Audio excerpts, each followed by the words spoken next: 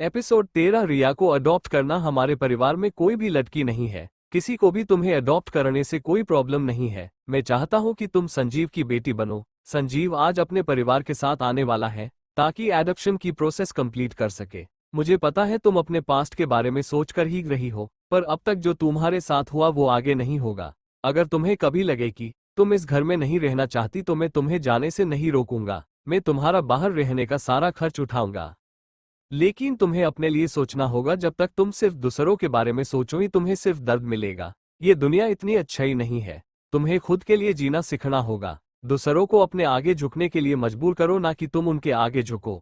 संजीव दोपहर तक आ जाएगा, तब तक अच्छे से सोचो, ज्यादा परेशान मत होना। इतना कहकर यशराज जी वहां से चले गए।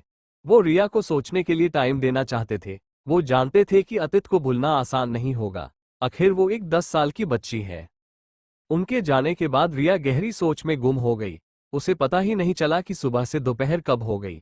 जब उसे बाहर से कुछ गाड़ियों के रुकने की आवाज आधी, तब आके वो अपने ख्यालों से बाहर आ गई। उसने एक गहरी सांस ली और उठकर घर के अंदर जाने लगी। घर के बाहर दो गाड़ियां आकर रुकी। एक गाड़ी में से संजीव जी अपनी वाइफ नीता के साथ बाहर आए। संजीव जी की उम्र यही कोई 40 साल के करीब होगी, फिर भी वो दिखने में काफी हैंडसम लग रहे थे। उन्होंने व्हाइट शर्ट, ब्लैक पेंट पहन रखी थी। उनके लुक्स अच्छे थे और आर्मी में होने की वजह से उन्होंने जो बॉडी बनाई थी उससे वो काफी अच्छे लग रहे थे। उन्हें देखकर किसी को भी यही लगे कि वो कोई 30-32 साल के आदमी है। उनकी वाइफ भी किसी से कम नहीं है। उन्होंने अपने बॉडी को अच्छे से मेंटेन कर रखा है, जिसकी वजह से लोग उन्हें बॉलीवुड एक्ट्रेसेस समझ लेते हैं। संजीव जी अपनी वाइफ को लेकर बहुत पॉसेसिव है। वो अपने बेटे को भी अपनी बीवी के पास नहीं जाने देते। तभी पीछे की गाड़ी से एक बॉडीगार्ड बाहर आया और उसने दरवाजा खोला तो अंदर से एक 14 साल का लड़का निकला। उसके शार्प फीचर्स, तिखी नाक, ब्राउन आइज, ऊपर से उसका एक अलग ही ऑरा था, जिसकी वजह से वो और भी ज्यादा अट्रैक्टिव एंड हैंडसम लग रहा था। भाई, जब माँ बाप के ही इतने अच्छे लुक हो तो बेटा तो ही कम होगा। वही वो सब लोग जल्दी से घर के अंदर चले गए। उनके चेहरे पर किसी चीज की एक्साइटमेंट साफ नजर आ रही थी। जब संजीव जी को पता चला उसके पापा चाहते हैं कि वो एक लड़की को अडॉप्ट करे, तो वो भी उस लड़की से मिलना चाहते थे। आखिर उस लड़की में ऐसा क्या है कि वो उसके पापा को पसंद आ गई। उन्हें अपने पापा की चॉइस के बारे में अच्छे से पता था। उसके पापा को मनाना सबसे मुश्किल काम था। वो तो किसी की तारीफ भी मुश्किल से करते थे। ऐसे में उस लड़की में ऐसा क्या है कि वो उन्हें पसंद आ गई और उसे अपनी पोती बनाना चाहते हैं। यहाँ तक कि वो आज ही प्रोसेस कंप्लीट करना चाहते हैं।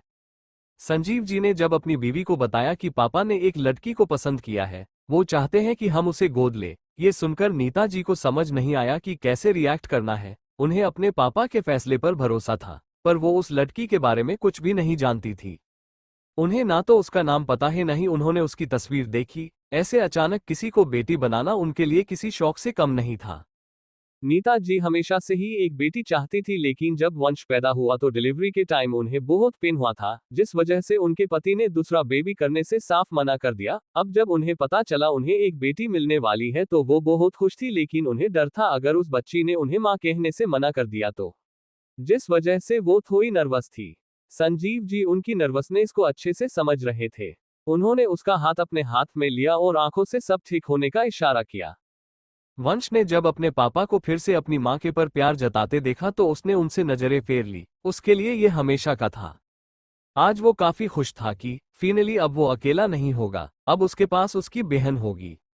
उसे हमेशा से एक भाई या बहन चाहिए थी, ताकि उसे घर में अपने माँ पापा को इस तरह से अकेले ना देखना पड़े। उसके पास कोई हो जिसके साथ वो टाइम स्पेंड कर सके।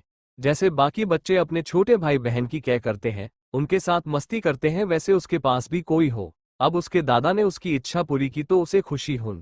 उसने तो अपनी बहन के लिए बहुत कुछ सोच रखा था। वो बस जल्दी से उससे मिलना चाहता था।